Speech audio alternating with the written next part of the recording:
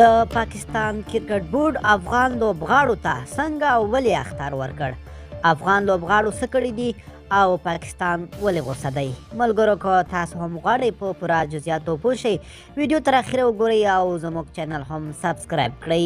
سلام، ستړي مه شئ، وخت مو په خیر. پام وکړئ د نن ورځې تازه او مهم خبر ته. د پاکستان کرکټ بورډ مشر د افغانستان کرکټ بورډ ته خبرداری ورکړی دی. تیر کال کله چې د افغانستان او پاکستان لوبډلې په شارجه کې د اسیا د ملتونو په جام کې سره مخامخ شوي وو، نو د پاکستاني لوبغاړي آصف علي او افغان لوبغاړي فرید ملک ترمنځ لفظي شخړه وشوه.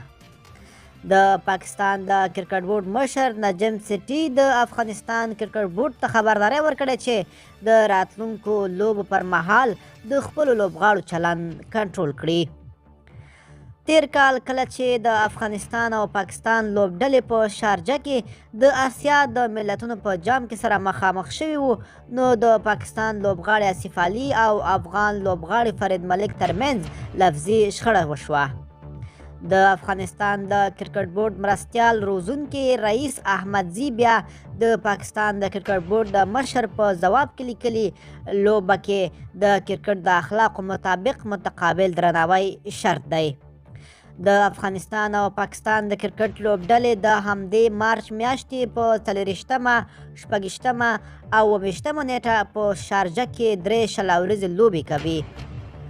ملګرو، دا زموږ چمتو شوی ویډیو. که تاسو هم د دې ویډیو په اړه څه نظر یا پیشنهاد لرئ، موږ سره کومنټ کې شریک کړئ. د لا ښکلې ویډیوګانو لپاره موږ سره پاتې شئ. تر بیا ښه وخت، ښې چارې.